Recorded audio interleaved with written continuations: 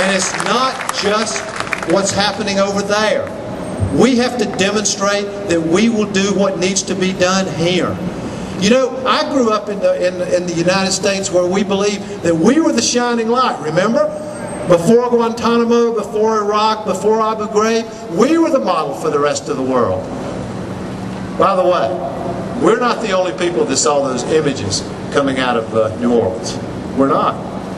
The whole world saw them. And they're watching to see if we will actually turn our backs on 37 million of our own people who wake up every day worried about feeding and clothing their children. My view is this is the great moral issue within the United States of America. There are others. There are others. Ned mentioned one. 46, 47 million people who have no health care coverage.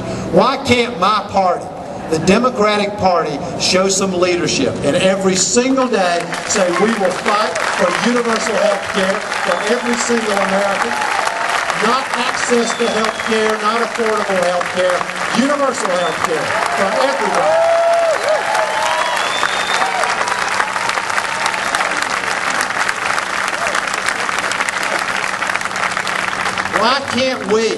Why can't we, our party, lead in an Apollo-like project to move America away from its dependence on oil from the Middle East? Why can't we be the truth tellers?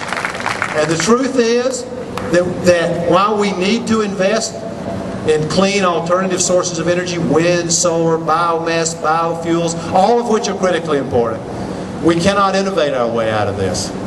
We need to tell people the truth. We need to ask the country, the American people, to be patriotic about something other than war. We need to say to the country, the American people, if you want your country to be stronger, if you want your children and grandchildren to grow up in a stronger America, we can no longer drive around in vehicles that get 10 or 12 miles to the gallon. We cannot use energy the way we do today. You have to be willing to sacrifice patriotically for your country.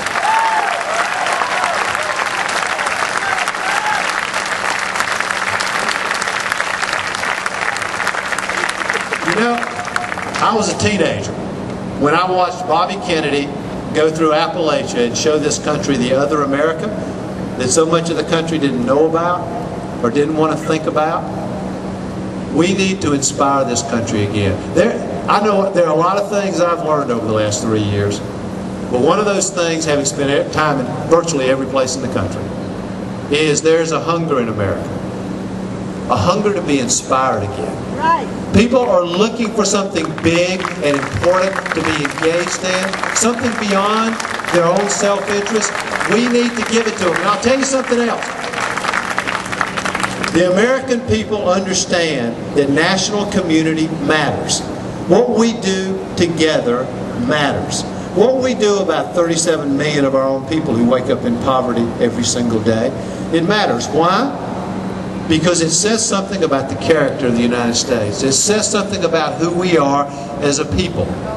And I'll tell you something else they understand. You understand, better than the politicians. When we help the victims of the hurricane, when we do something about millions of our own people who live in poverty every day, we don't do it for them. We do it for us. Because it makes us bigger and better and stronger. And it says something about who we are.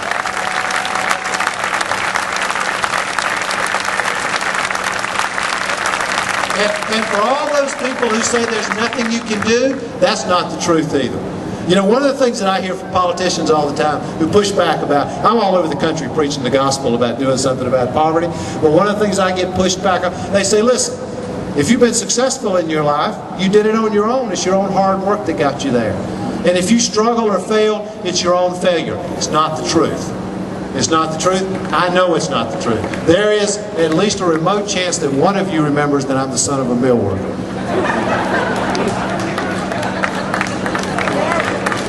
You know, I've got to the point now where I feel like I can say son of a ... But it is true, and it's pretty good. I got into this speech too, right?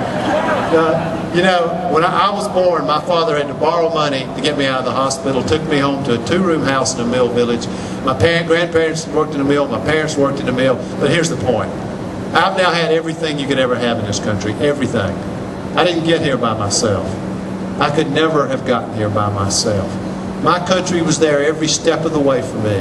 Great public school teachers, a state university funded by taxpayers where I got my education, so important. None of us get to this place in our lives by ourselves, and what we do together matters. And those people who say there's nothing that can be done about poverty, there's some simple things. How about if we end the embarrassment of our national minimum wage and raise the minimum wage in America, at least $7.50 an hour?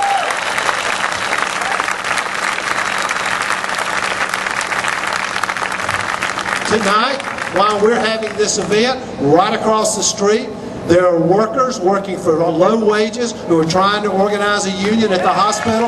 We should support them in that effort. We should make it easier, not harder, for unions to organize in the workplace.